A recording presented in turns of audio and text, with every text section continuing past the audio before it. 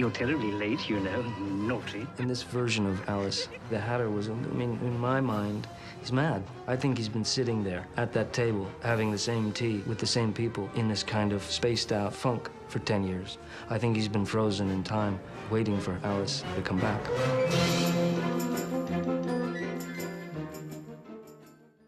I'd read stuff about real hatters when they were making the hats. The glue that they used had very high mercury content, and it would stain their hands, and they would go sideways. You know, they'd go goofy from the mercury and go nuts. And so it did happen to people. They went mad as a hatter. It is good to be working at my trade again.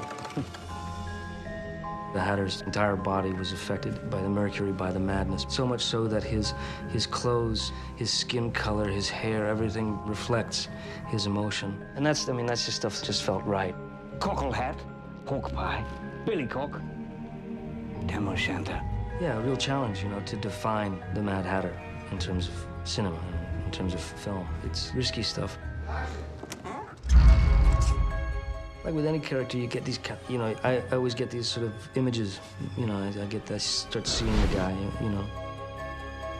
For something as wild as it was, it all happened pretty organically. I started making my little, you know, like I always do, little watercolors and stuff. You know, Tim is halfway across the globe, and he's making his little drawings, and we spoke about it and compared it. They weren't very far off. His actually was a little better than mine. You know, mine was crude, his was crude, but that's the fun part, you know, coming up with. The scary part is when you actually see it. So what I did is I took that illustration and sort of translated it onto his face, you know, using his features. The wig, you know, we had this electric orange yak hair that just kind of, you know, had its own personality. We did start exploring every orange-haired character, and it's quite disturbing when you do that. I wanted him to have electrified kind of eyes, you know, so we got these unbelievably green lenses and had one of them painted just ever so slightly off, you know, so it's kind of, he's never really looking straight at you. He's always looking a little bit farther. Initially, when Tim was drawing a lot of the concepts and little sketches for various characters, like the Mad Hatter or the Red Queen, he has an artistic style where he actually draws characters with big heads and big eyes. And so what we did was end up saying, you know what, let's take some footage and let's blow up Johnny Depp's eyes and see what that adds to his character and see what that looks like. And so those enlarged eyes are one just subtle thing that help bridge the gap between these fully CG characters and real people. It's not a motion capture representation. When you see Johnny's performance, it's him, it's his eyes, it's his face, it's everything. He's got amazing costume with all the ribbons and the bobbins. I thought it would be cool if, I mean, we talked about him having all the tools of his trade apparent, so they aren't just on a shelf, but they're part of his costume, and like little scissors things, and he's got his thimbles, which were an early idea, and his pincushion ring, and all these things. We just kept pushing it, and it was great fun to make him all his bits and stuff. The original hat was sort of done before the drawings, but it was what they both kind of saw. Action! Take it to the White Queen. I'm not leaving without you. Go!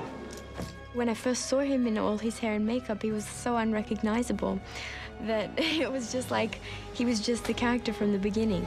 This is impossible. Only if you believe it is. When he leaves the trailer, when his costume goes on, it's complete, but he is the Mad Hatter. I mean, he's gone from Johnny Depp to the Mad Hatter.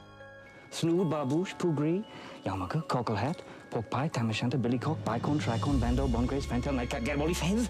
When I heard him do a scene for the first time, I loved everything that he had done with the very innocent, very hopeful, almost puppy dog-like thing that he was doing with one part of the Mad Hatter. Twinkle, twinkle, little bat, how I wonder where you're at. And then I thought that I was hearing things, because then I was on set another day, and suddenly he had fire in his eyes and was doing a Scottish accent. And I assumed that he must have been rehearsing something for another movie, and then I found out, no, when he's very much in the present, he's sweet, and then when he's remembering the past, he's, Scottish. That is an excellent practice. However, just at the moment, you really might want to focus on the Jabberwock. And, it's one of those things where it's hit or miss, and you just hope that you know, that it works. I mean, the accents, the switching, it's the merging into another character, basically, is the Hatter's sort of, that safety mechanism that kicks in when he needs to become tough, when he needs to become angry, when he needs to be protective, when he's fearful. It's kind of like experiencing a kinder form of personality disorder in a way. What is the Hatter with me?